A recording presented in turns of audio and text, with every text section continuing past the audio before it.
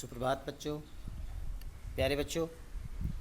मैं अनिल कुमार सिंह, स्नातकोत्तर शिक्षक केंद्रीय विद्यालय पूर्व मध्य रेल समस्तीपुर आपका स्वागत करता हूँ। प्यारे बच्चों, आज कहानी के विषय में हम कुछ सीखने जा रहे हैं। बचपन में आपने भी कहानियाँ सुनी होंगी अपने दादा दादी नाना नानी से। कहानी लेखन बहुत मुश्किल काम नहीं है, आप भी बेहतर लिख सकते हैं। इसके लिए ज़रूरी है कि आप कुछ अच्छी कहानियाँ पढ़ें। समय, देश काल, कथानक, इन सब को ध्यान में रख कर के चित्रों को आधार बनाकर आप छोटी छोटी कहानियाँ लिखना शुरू कर दें। इससे आपको स्वयं लगेगा कि आप एक अच्छे कहानीकार हो सकते हैं। आइए हम प्रश्नोत्तर माध्यम से कहानी के बारे में जानकारी प्राप्त करें, जो आपके लिए परीक्षा के उद्देश्य से काफ़ी महत्वपूर्ण है। प्रश्न: कहानी किसे कहते हैं? एक सफल कहानी क्या होती है? कहानी साहित्य की वह विधा है जिसमें जीवन के किसी एक पक्ष का कल्पना प्रधान, हृदय स्पर्शी एवं सुरुचिपूर्ण कथानक का वर्णन होता है।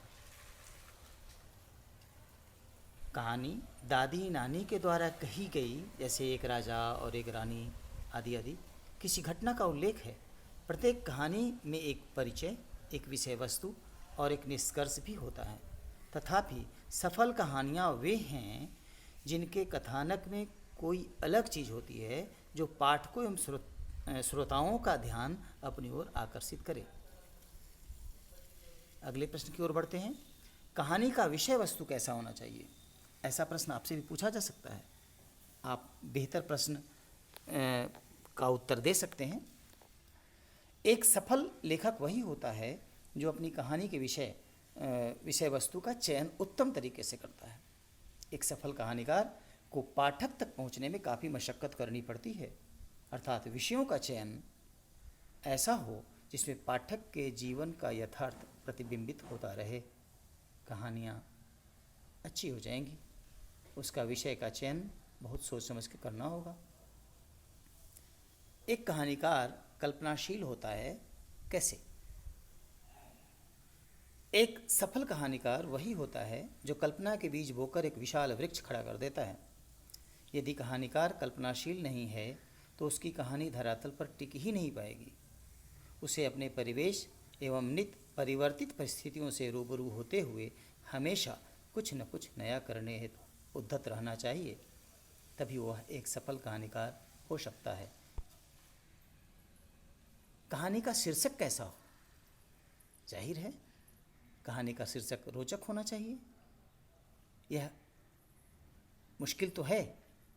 कई बार ऐसा होता है कि आप यह तय नहीं कर पाते कि इस कहानी का शीर्षक इसमें से कौन रखें। कई शीर्षक आपके सामने आ जाते हैं, परंतु उनमें जो सबसे ज़्यादा सटीक और प्रभावी हों उसे ही शीर्षक के रूप में रख दिया जाना चाहिए, जो पाठकों का ध्यान अपनी ओर बरबस खींच ले। ऐसा ही शीर्षक रखा जाना चाहिए। कहानी के कुछ तत्व होते हैं। इन तत्वों के बारे में पूछा जा सकता है आपसे। विशेष रूप से कहानी के तत्व जो हैं, देखिए स्क्रीन पर। कहानी के महत्वपूर्ण तत्व कौन कौन हैं? कथानक, कहानी की कथा वस्तु, पात्रों का चयन बहुत सोच समझ के किया जाना चाहिए। मुंशी प्रेमचंद की कहानियों में आप देखेंगे पात्र प्रसंगानुकूल देश काल के हिसाब से होते हैं। गोबर, धनिया जैसी कहानी वैसा पात्र। जिस जगह की कहानी है वहीं से उठाकर वो पात्र रख देते हैं। फिर संवाद, कथोपकथन, परस्पर आपस की बातें, वह भी उसी हिसाब से रखा जाना चाहिए। देश काल और वातावरण, भाषा शैली। यदि आप किसी खास क्षेत्र के बारे में लिखना चाहते हैं तो भाषा शैली भी उस क्षेत्र से मिलती जुलती होनी चाहिए। फिर उद्देश्य, आपकी कहानी का उद्देश्य क्या है? किस लिए आप इस कहानी को लिख करके लोगों को कुछ जागरूक करना चाहते हैं या नहीं? ऐसा अगर है तो कहानी उद्देश्यपूर्ण मानी जाएगी। कहानी के कई रूप होते हैं। प्रश्न के रूप में आपसे पूछा जा सकता है कि कहानी के विविध रूप कौन कौन हैं। मुख्यतः 3 तरह की कहानियाँ होती हैं: घटना प्रधान कहानियाँ, चरित्र प्रधान कहानियाँ एवं वातावरण प्रधान कहानियाँ। कहानी शिक्षण का उद्देश्य क्या है? आपसे प्रश्न पूछा जा सकता है।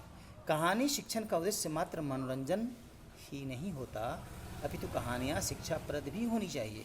वास्तव में कहानी शिक्षण का उद्देश्य पाठकों को उनके रोज़मर्रा की ज़िंदगी से रूबरू कराते हुए शिक्षा प्रदान करना है, जिससे हमारा समाज सुसभ्य एवं सुसंस्कृत बन सके। तो इन प्रश्नों को आप एक बार और देखें, इनके उत्तरों को देखें और प्रयास करें बेहतर करने का। इस पठन पाठन में आज इतना ही। आपका दिन शुभ हो, मंगलमय हो। धन्यवाद।